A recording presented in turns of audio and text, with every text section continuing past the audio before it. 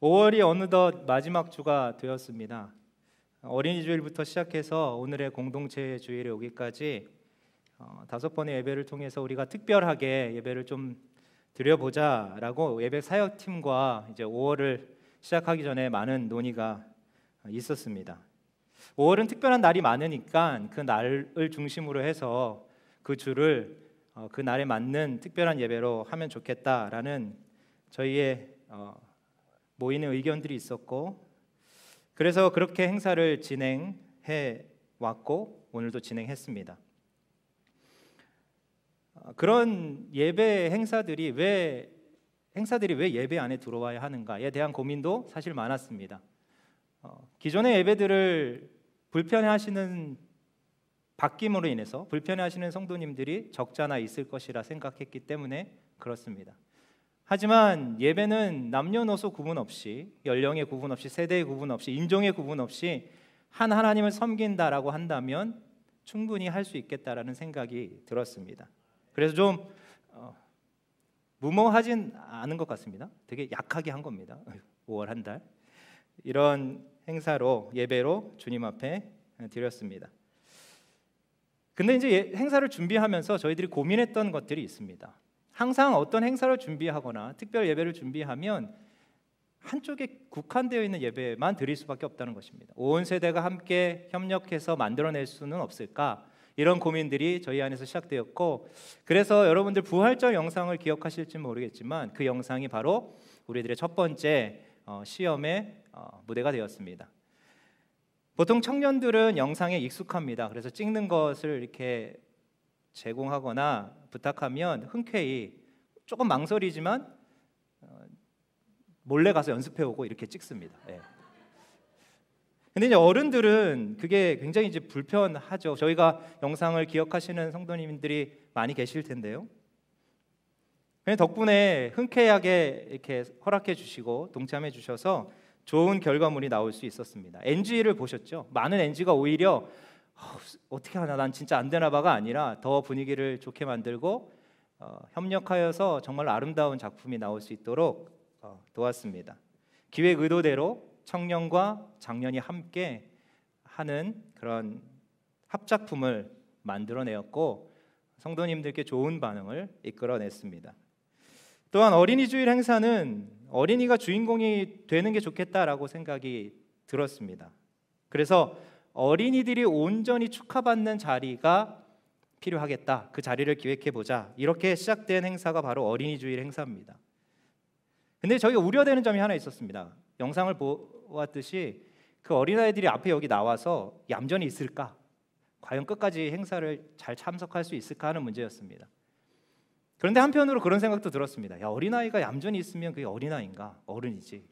그냥 막 돌아다니고 떠들고 막 난리치면 오히려 그 장면도 굉장히 인상 깊은 예배의 한 장면일 수 있겠다라는 생각도 들었습니다. 어른들이 자신들을 향해서 다 일어나서 자신들을 향해서 이렇게 손을 내밀고 찬양해주고 웃으면서 노래해주는 그런 기억이 아이들의 평생에 기억되기를 바라는 마음으로 그 행사를 진행했습니다. 이 아이들이 언제 어디서 이 많은 어른들로부터 노래를 선물 받겠습니까? 어버이 주일 행사의 핵심 또한 손편지였습니다. 교회를 오래 다니고 있지만 청년들과 장년들의 사이가 너무도 멀리 떨어져 있었던 것이죠. 조금이나마 이어보려는 시도가 바로 어버이날 행사에 담겨져 있었습니다. 초콜릿과 함께 전달된 손편지가 어른들께 어떤 의미로 다가오셨는지는 모르겠습니다. 청년들은 잘 기억나지 않는 이분이 누구신지 매칭하느라 요람을 펴서 얼굴을 한참 보고 또 그분을 생각하면서 편지를 쓰고 하는 작업들을 해갔습니다. 청년들이 인원이 부족해서 한 사람 앞에 몇 통씩의 편지를 썼어야 했지만 저는 우리 청년들이 기도하는 마음으로 또 그 대상자를 정말로 알고 싶어하는 마음으로 손편지를 썼다라고 생각합니다. 조금이나마 우리가 가까워지는 계기가 되었길 바랍니다. 이처럼 교회의 가장 큰 힘은 바로 세대와 세대가 연결되는 것입니다. 어떤 특정 연령에 국한되어 있는 것이 교회가 아니라는 뜻이죠. 어른으로부터 아이까지 모두가 함께 한 하나님을 섬기는, 또 각자의 맡은 바 봉사하고 헌신하는 그러한 아름다운 공동체가 교회의 모습일 것입니다. 할아버지의 신앙이 아버지에게 물려오고, 아버지의 신앙이 내 아들에게 물려가고, 내 아들의 신앙이 내 손자에게 물려가는 그러한 아름다운 신앙의 전통, 신앙의 유전들을 이어가는 그런 모습이 바로 교회라는 뜻이죠. 그런데 교회가 그 힘을 잃어가고 있는 것 같습니다. 사실 성경은 한 세대라는 표현을 우리가 사회에서 쓰듯 그렇게 쓰지 않고 있습니다. 우리는 사회에서 어떻게 쓰는가 하면 그 말을 어른 세대, 청년 세대, 청소년 세대, 어린이 세대 이렇게 구분지어서 말하지만, 사실 성경은 세대를 한 덩어리로 묶어서 이야기하고 있습니다. 다시 말씀드리면 성경의 세대라는 개념은, 나눠져 있다는 개념은 한 개도 찾아볼 수 없습니다. 예를 들면 이런 것입니다. 이스라엘 백성들이 출애굽할 때 모세와 함께 나온 출애굽 백성들이 있었습니다. 그들을 무엇이라 부르냐면 신앙의 1세대라고 부릅니다. 다 노인만 나왔을까요? 아닙니다. 어린아이 같이 다 그 한 무리가 1세대이고요. 모세와 함께 1세대가 끝나고 이제 2세대가 그 신앙을 이어받고 시작합니다. 누구와 함께 하는가 하면 여호수아와 함께하는 신앙의 세대, 2세대가 그렇게 연결되는 것이죠. 1세대 안에 각각에 나눠져 있는 모습이 교회의 공동체가 아니라 1세대, 모세를 중심으로 한 큰 덩어리, 여호수아를 중심으로 한 큰 덩어리, 그것이 바로 교회의 본 모습이라고 할 수 있는 것입니다. 이 덩어리, 이 묶음이라는 뜻이 과연 무엇일까? 전도를 예를 들어 설명해 보면 좋을 것 같습니다. 전도가 무엇입니까? 교회를 구성하는 모든 사람들이 동시에 이루고자 하는 목표입니다. 그런데 우리는 전도를 특별한 은사, 특별한 계층, 특별한 연령대로 국한하고 그것을 장려하고 있는 것이죠. 나이가 적다고 해서, 어린아이라고 해서 전도를 하지 못하는 것이 아닙니다. 또 나이가 많다고 해서 내 전도를 당신이 대신해 주면 좋겠습니다, 젊은이들이 대신해 주면 좋겠습니다 라는 게 전도가 아니죠. 전도는 내 입으로 하나님을 고백하는 그것이 상대에게 전달되는 것입니다. 말할 수 있으면 아이도 할 수 있고요, 말할 수 있으면 어른도 할 수 있습니다. 그것으로 하나가 되는 것이죠. 그게 바로 교회인 것입니다. 기도는 어떻습니까? 2022년 우리는 기도하는 한 해가 됩시다라는 표를 가지고 시작하고 있습니다. 교회의 목표가 기도입니다. 그럼 누가 기도해야 할까요? 어린아이는 기도하지 않아도 된다는 그 고정관념은 어디서부터 온 것인가요? 저는 어린아이부터 시작해서 청소년, 청년, 장년 모두가 함께 모여 기도하는 것이 우리의 목표다라는 것이, 그것이 바로 교회의 목표라는 것이죠. 특정히 시간이 여유가 되고 내가 기도를 좀 잘하고 기도에 좀 익숙하고 기도가 필요하고 하는 사람들만 모이는 게 아니라 모든 사람들이 모여 함께 기도하는 것이 바로 교회라는 뜻입니다. 주기도문이 어떻게 시작하는지 아십니까? 하늘에 계신 우리 아버지입니다. 우리 아버지. 내 개인적인 문제를 갖고 나와 기도할 수도 있지만 우리는 언제나 공동체로 움직이는 것이죠. 그게 바로 기도의 힘이라고 할 수 있습니다. 교회가 이렇게 하나의 덩어리가 될 때 겉에선 보여지지 않지만 그 안에서는 활발히 교류가 일어납니다. 성경 공부가 그렇습니다. 지금 줌 성경 공부가 전 그런 모습을 보여주고 있다라고 생각합니다. 구성원들이 너무 다릅니다. 여기 앉아 계신 목사님도 줌에 참여해서 성경 공부를 하고 있고요, 또 이제 막 신앙을 시작한 초신자도 그 공부방에 들어와 있습니다. 직업에 따라 들어올 수 있는 게 아닙니다. 남녀노소 구분 없이 누구나 열려있고 누구나 들어올 수 있습니다. 그리고 누구나 대화할 수 있고 누구나 말할 수 있습니다. 하나님에 관해서 누구든지 대화하고 토론하고 의견을 나누는 것이 바로 줌의 성경 공부인 것이죠. 물론 어린아이에게 맞는 신앙의 교육도 필요합니다. 먼저 하나님의 말씀을 이해하는 것이 중요하기 때문에 그렇죠. 하지만 우리 교육부는 거기서 멈추려고 하고 있지 않습니다. 우리는 잘 길러지고 있는 아이들과 또 많은 신앙의 연수를 쌓으신 우리의 장년들과 함께 모이는 자리를 만들려 계획하고 있습니다. 왜 그런 자리를 계획할까요? 서로의 신앙에 대해서 나눌 수 있기 때문에 그렇습니다. 이런 시도들이 교회에 있었는지는 모르겠습니다. 어린아이의 눈으로 본 교회는 어떤 모습일까? 또 왜 어른들은 교회 생활을 그렇게 할까? 아이들의 입으로 질문이 오고 어른들의 말로 질문에 대답이 간다면 어쩌면 교회는 한 덩어리로 서로를 조금 더 이해하는, 조금 더 가까워지는 기회가 되지 않을까 생각되기 때문에 그렇죠. 얼마 지나지 않으면 영상으로 혹시 보실 수도 있을지도 모르겠습니다. 이처럼 교회란 고객에게 맞춰져 있는 맞춤 서비스를 하는 곳이 아닙니다. 사회처럼 그냥 그 사람에게 맞춰서 온 교회가 그 사람에게 편의를 제공하는 것이 교회가 아니라 내가 일원이 된다는 것이 바로 교회라는 것이죠. 그래서 교회는 가족이라고 부릅니다. 좋던 싫던 가족은 묶여 있는 것이죠. 가족이 하나가 되기 위해선 반드시 대화가 필요합니다. 우린 교회가 진정한 가족이란 말은 많이 하지만 우리가 진짜 대화하고 있는가를 돌아봐야 하는 것이죠. 1년이 지나도록 우리의 공동체와 한 번도 대화를 나누지 않는 분명히 관계들이 있을 것입니다. 그것이 우리의 현실입니다.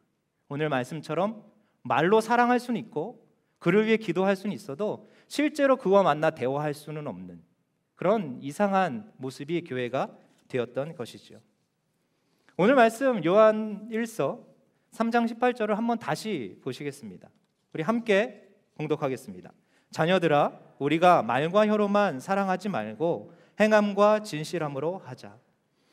오늘 본문에서 사도 요한은 말과 혀로만 사랑하지 말라고 권면합니다. 무슨 뜻일까요? 이미 많은 교회가 말로 하고 있다는 것입니다. 말은 그만해도 된다는 것이 너무도 충분하다, 안다 이겁니다. 밖에서 보기에 기독교가 사랑이라는 종교는 다 안다, 그만 얘기해라 라고 얘기하는 것이죠. 코로나 기간에 이 기독교의 이미지에 대해서 조사했습니다. 불교, 카톨릭, 기독교 세 개 중에 기독교가 꼴찌입니다.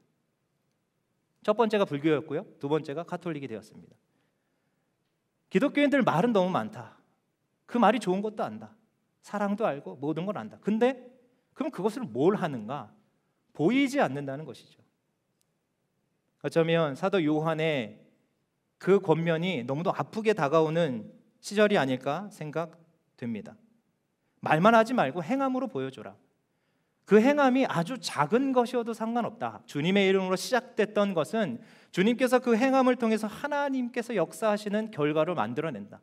담대해져라, 행해보자, 나눠보자, 움직여보자 라고 얘기하는 것이 바로 사도 요한의 권면인 것입니다. 그러면서 요한은 십자가에서 예수님 사랑을 기억하길 원하고 있습니다. 주님은 하늘에서도 충분히 우리를 위해 용서하실 수 있었습니다. 십자가를 지지 않으셔도 됐고 그 길을 걷지 않으셔도 됩니다. 말씀만 하셔도 되고, 아니 생각만 하셔도 됩니다. 그리고 우리들의 마음을 일방적으로 바꿔놓으실 수도 있는 그런 분이십니다.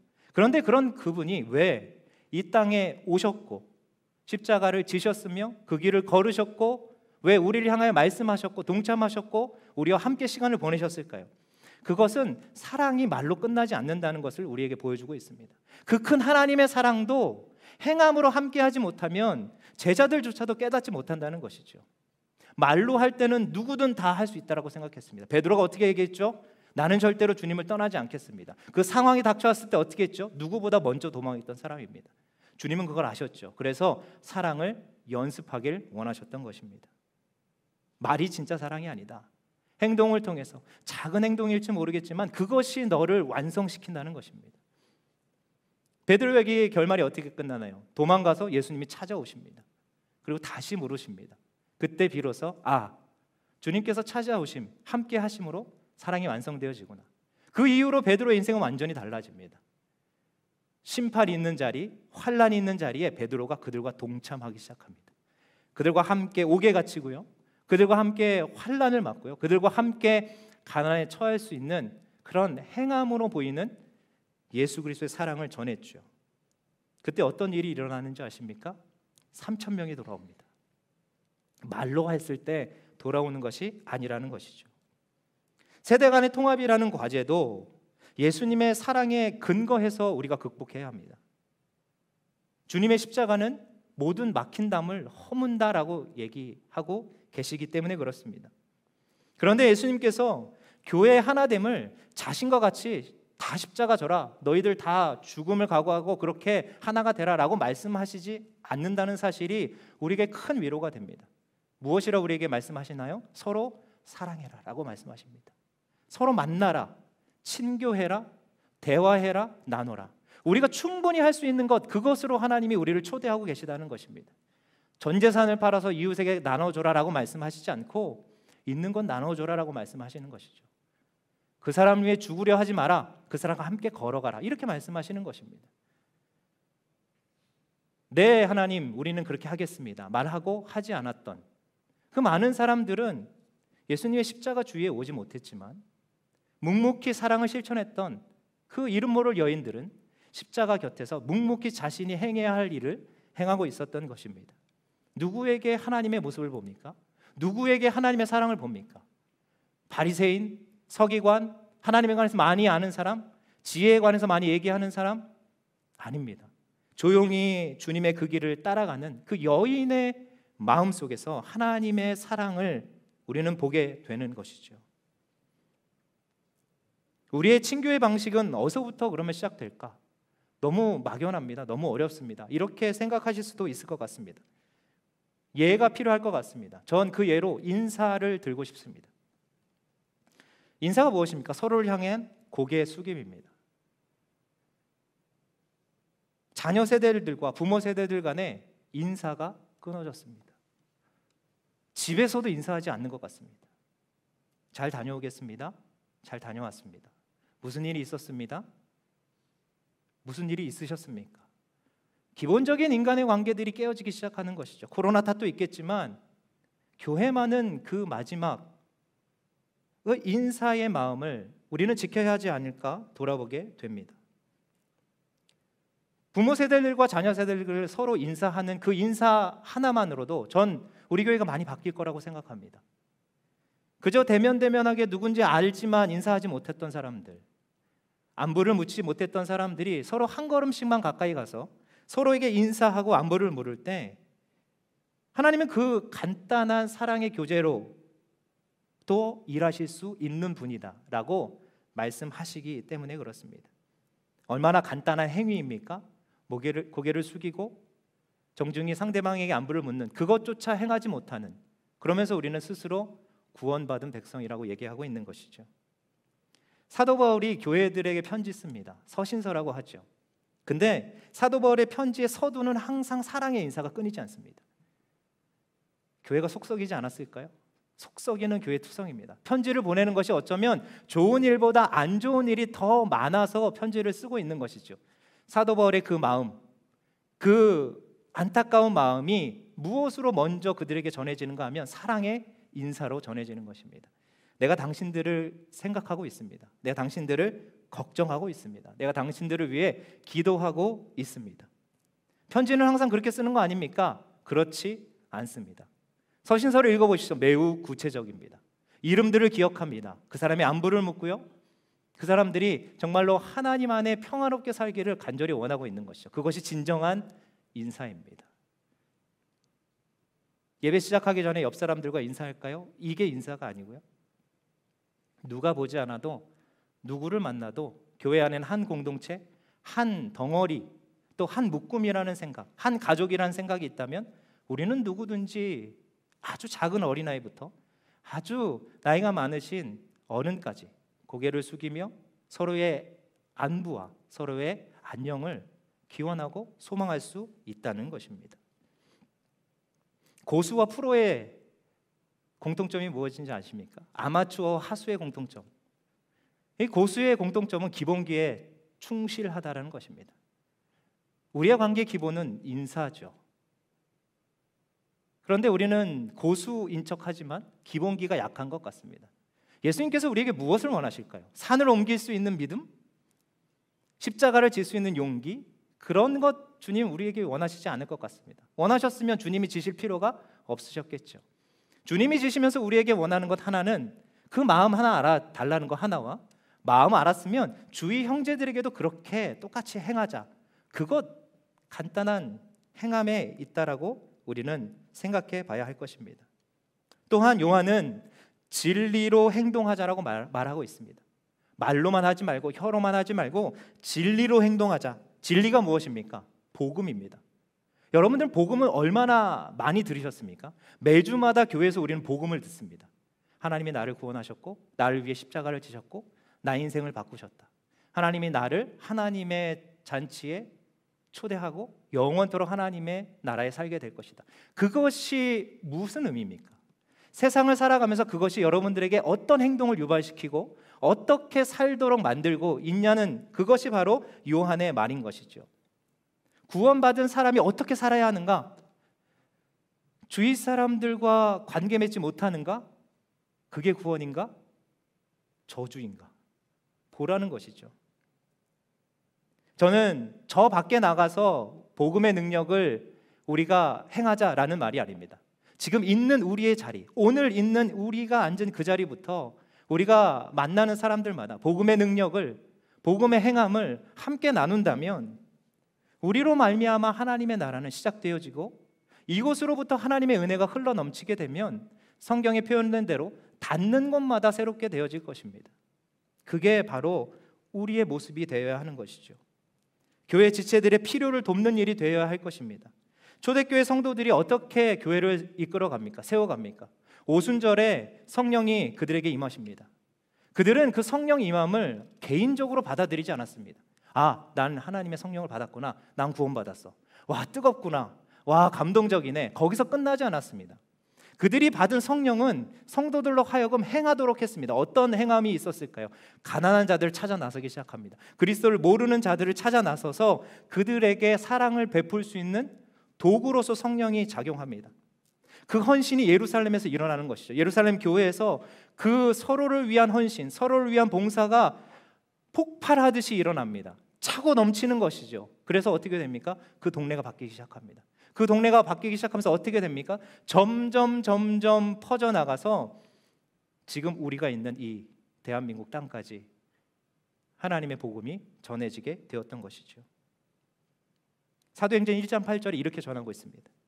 오직 성령이 너희에게 임하시면 너희가 권능을 받고 예루살렘과 온 유대와 사마리아와 땅끝까지 이르러 내 증인이 되리라 하시니라. 예루살렘에서 시작합니다. 성령의 능력으로 그들이 나누기 시작하는 것이죠. 보여집니다. 그들이 나누고 있다는 것, 그들이 서로를 향해 시선을 고정하고 있다는 것, 사랑할 준비가 되어 있다는 것, 주저하지 않고 있다는 것, 온 유대로 퍼지기 시작합니다. 온 유대가 그렇게 행하고 있습니다. 사마리아에게 소문이 들려오죠. 왜 저들이 저렇게 행하는가? 왜 저들이 저렇게 가난함에도 불구하고 나누는가? 저들이 가진 것이 없음에도 왜 저렇게 함께 하는가? 사마리아가 변하기 시작하고 온 땅 끝이 변하기 시작하는 것입니다. 교회 공동체가 하나 되어 복음의 능력을 나타낼 때 우리 교회 이 안에서 복음의 능력이 시작돼서 서로 사랑을 말로만 하는 것이 아니라 실질적인 실천과 행동으로 열매 맺어질 때 그 열매는 세상 사람들이 보는 열매가 되어질 것입니다. 저 교회 성도들은 왜 저렇게 하는가? 이 궁금증을 자아내게 되고 너무 나도 함께 하고 싶다라는 동참을 불러오게 될 것입니다. 참 좋아 보이는 공동체구나. 참 선함이 있는 공동체구나. 나눔이 있는 공동체구나. 기쁨이 있는 공동체구나. 그것이 먼저 회복되어지지 않는데 우리가 하나님의 복음을 가졌다라고 얘기할 수 있겠습니까? 세계를 위해 선교해야 하는 것이 우리의 사명이 아닙니다. 우리의 사명은 지금 우리가 속한 우리의 교회, 우리의 한 몸, 한 공동체를 기쁨의 공동체, 나눔의 공동체, 협동의 공동체, 봉사의 공동체, 헌신의 공동체로 만들어내는 것입니다. 그렇게 만들어내면 주님께서 반드시 우리 공동체를 들어 사용하실 것입니다. 갖다 놓는 곳마다 그 지역이 바뀌게 되는 것이죠. 온 유대와 사마리아와 땅끝입니다. 우리 교회부터 시작되는 그 일들로 말미암아 우리 지역이 바뀌게 될 것이고 우리 지역이 용산구로 또 이 서울로 이 나라로 전 세계로 가고 있다라는 것을 우리는 보아야 하는 것입니다. 마지막으로 19절에 요한은 또한 이렇게 이야기합니다. 이로써 우리가 진리에 속한 줄 알고 또 우리 마음을 주 앞에 굳세게 하리니. 다른 사람들과 올바른 관계 속에 사는 것, 다른 사람들과 사랑을 나누는 그것을 하나님은 나와 나누는 관계라고 이야기하십니다. 쉽게 얘기하면 너 사람들과 어떻게 지내니? 그게 나와 지내는 거야. 이렇게 말씀하시는 것입니다. 예배에 감동이 없습니까? 하나님과의 관계가 틀어져 있을 수도 있습니다. 사람을 보면 사랑의 관계가 일어나지 않습니까? 저 사람을 향해 궁금해하고 저 사람의 필요를 채워주려고 하고 저 사람의 안위를 위해 기도하고 있지 않다면 하나님과 우리의 관계도 그럴 수 있습니다. 피상적으로 요구할 수는 있겠죠. 하나님 이게 필요합니다. 그렇게 우리가 하나님과 관계 맺는다면 우리도 우리 사이의 관계도 그럴 수밖에 없다는 것입니다. 이것이 바로 마음을 굳세게 한다는 표현입니다. 너희들은 그런 마음 아니지 않느냐? 너희가 누구한테 사랑을 배웠느냐? 그리스도 예수께 사랑을 배우지 않았느냐? 십자가의 행함, 모든 것들을 줘도 아깝지 않는 그 행함의 믿음으로 너희가 쓰지 않았느냐? 그렇다면 너희가 그 믿음, 그 마음을 가지고 이웃과 함께 해라. 사랑하는 것뿐이다. 이웃을 위해 도울 것뿐이다. 이웃을 위해 헌신할 것이 너가 해야 할 유일한 일이다. 나머지는 내가 다 감당했다. 너의 생명도 감당했고 너의 영혼도 감당했고 너의 삶도 내가 책임진다. 너의 먹고 마시는 것, 너의 가정, 너의 사업 내가 다 책임질 것이다. 그러면 너는 너의 일을 해라. 이것이 바로 요한이 우리에게 권면하는 말씀인 것입니다. 사실 우리는 믿음이란 단어를 잘못 쓰고 있습니다. 성경에 보면 믿음이란 단어가 많이 나와 있는데요, 이 믿음에는 명사가 없습니다. 어떤 형태가 아닙니다. 정지되어 있는 것이 아닙니다. 믿음은 움직이는 것입니다. 항상 움직임을 내포하고 있죠. 하나님을 향한 믿음, 하나님을 향해 있다라는 것입니다. 하나님을 향해 움직이는 것이 하나님에 대한 믿음입니다. 이웃을 사랑하는 그 믿음 역시 이웃을 향해 움직여야 한다는 것을 성경은 이야기하고 있는 것입니다. 동의는 했어. 하나님의 말씀은 알고 있지. 교회도 그런 가르침을 내가 익숙해. 거기서 끝나는 것이 믿음이 아니라 그 말씀에 순종하겠다 결심하고 뒤에 있는 저문을 나가게 되면 이제 그 삶대로, 배운 대로, 경험한 대로, 느끼는 대로, 믿는 대로 살아가는 것이 바로 믿음이라는 뜻인 것입니다. 우리 교회는 중요한 선택을 해야 되는 시점에 와 있는 것 같습니다. 세대가 통합될 것인가? 세대가 더 분리될 것인가? 아이부터 어른에 이르기까지 우리가 하나 돼서 하나님을 섬길 것인가? 아니면 세상이 통합 얘기하는 것처럼 저들의 이익, 개인들의 이익만을 채우는 그 통합을 이룰 것인가? 많은 교회들이 사랑이 충분하다라고 얘기하고 있습니다. 그만 사랑 얘기해라. 행하자. 이제 움직이자. 하나가 돼서 하나님께 나아가자라고 청파중앙교회를 향해서 얘기하실 때 여러분들은 어떻게 그 부름에 응답하시겠습니까? 이제 60주년입니다. 우린 60년 동안 행할 수 있는 기회를 허락받았습니다. 그런데 많은 부분에 우리가 놓치고 있었던 것 같습니다. 교회가 유지되는 모습을 보면서 하나님의 믿음이 살아있는 것 같은 착각을 우리가 느껴왔던 것 같습니다. 근데 이 건물이 교회가 아닌 듯이, 우리 자신들이 교회이듯이, 여러분들의 신앙이 교회이듯이 우리의 신앙을 돌아봤을 때 내가 정말로 이웃과 함께하고 있는가, 우리 교회 지체들과 한 몸이 되어가고 있는가를 동의하지 못하고 있다면 우리는 반드시 이 60년의 해가 지나기 전에 결단해야 할 것입니다. 이제 우리는 하나가 되어야 합니다. 하나가 돼서 모이는 교회가 되어야 합니다. 하나는 모이는 곳입니다. 이제 우리는 하나가 돼서 사랑의 교제를 나누는 교회가 되어야 합니다. 많은 교회들이 여전히 코로나 핑계로 모이지 못하고 있습니다. 하지만 우리는 그것보다 무엇보다도 우리의 정체성을 회복하는 일에 우리가 열심을 내야 하는 것이죠. 모였으면 어떻게 해야 할까요? 우리가 서로 헌신해야 합니다. 서로의 안위를 들여다보면서 인사하면서 서로의 필요를 채워다 주는 그 시간이 우리에게 필요한 것이죠. 주님의 사랑이 말과 혀로만 하는 것이 아니라 정말로 십자가의 그 사랑, 그 행하신 주님의 사랑을 본받는다면 오늘부터 당장 우리의 삶은 바뀌어야 할 것입니다. 어쩌면 말이 많이 안 나갈 수도 있을 것입니다. 내가 행하지도 못하는데 이렇게 많은 말을 해야 되겠나? 하지만 주님은 말에 대한 잘못됐다라는 얘기를 안 하고 계십니다. 말은 많이 해도 좋다. 근데 말한 것만큼 우리가 이제는 다음 단계로 나아가자. 어린아이처럼 말하고 지키지 못하는 신앙이 아니라 조금 더 성숙한 신앙으로 한 걸음 더 나아가자. 교회가 60주년이나 돼가고 있는데 이제 한 걸음 더 나아가서 우리 지역사회를 위해서, 우리 공동체를 위해서, 서로 소외되었던 관계들을 위해서 이제는 회복하는 제1년으로 삼아보자 라고 주님께서 그렇게 우리 교회를, 또 우리 교회에게 말씀하시는 것 같습니다.